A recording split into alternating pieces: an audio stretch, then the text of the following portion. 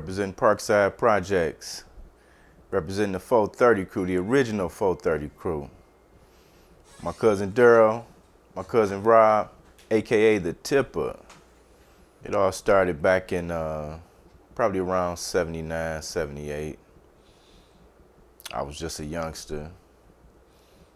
My cousins Daryl and Rob coming through, picking us up on the weekends, going to the Fox Theater. I remember vividly, they was running and moving a little different. They was shining. They had the finer things.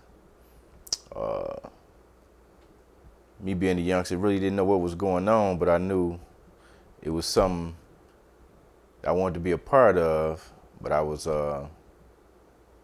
was forbidden at the time. But as I got older, learning the game, seeing the game, got taught about the undergrounds of hustling, and I understood what they was a part of, which piqued my interest, and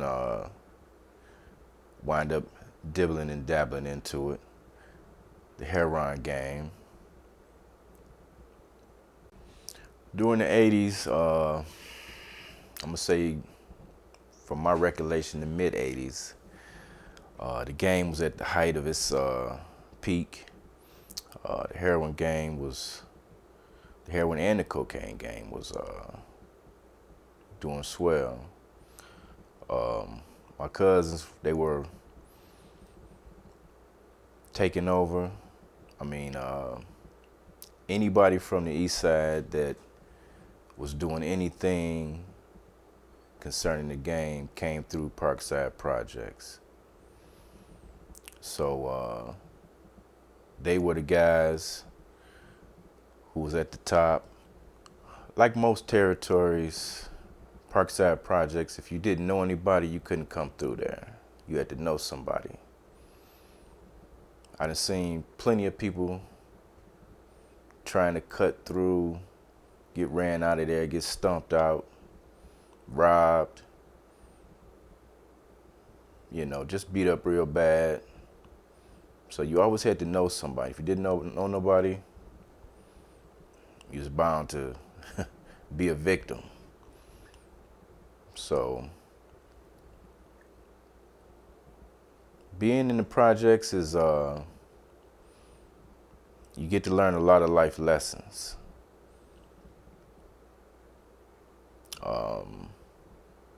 The hustle game, streets, all the streets, knowledge. Like I said, during the mid 80s, my cousin Daryl and Rob got my other cousin Fab involved. He was a basketball star, and but his curiosity was in the game. So being that he was curious to know what was going on, he got with Rob and Daryl, and they eventually put him on, and he became the next in line from the 430 crew. He started his own thing, and that's kind of where I come in. Me and other family members, because we all kept it family 100. Once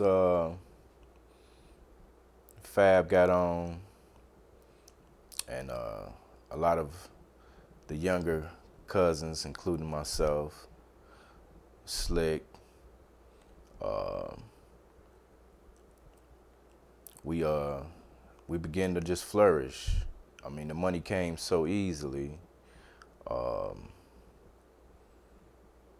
talking like an easy 15,000 a day was nothing. And that was only in a matter of about 4 to 5 hours. So You do the math. Trapped in the hood is being affiliated in drugs. You're selling drugs and you just trapped. You trapped in your hood. You're trying to escape it. You have no other means of survival. That's trapped in the hood. People on drugs, people selling dope, people trying to escape the horrors of the hood. Trapped in the hood, the violence in the neighborhood is something that you would think you'd see in a movie. You know, people getting shot, stabbed. You know, you even had some burglaries, rapes. You had everything going on in the hood. And your means of survival is to get out by any means necessary. As things progressed, we was making money. Naturally, things got hot. You know, the feds, whatever. And crime, you know, the game was just changing. So being that the game was changing, we had to change. And my cousin Rob decided he was gonna change the game totally. He decided to shoot a move, you know, and gave us the game, but a lot of us didn't listen to follow that path. And he went on to do bigger and better things, and became very successful in what he chose to do.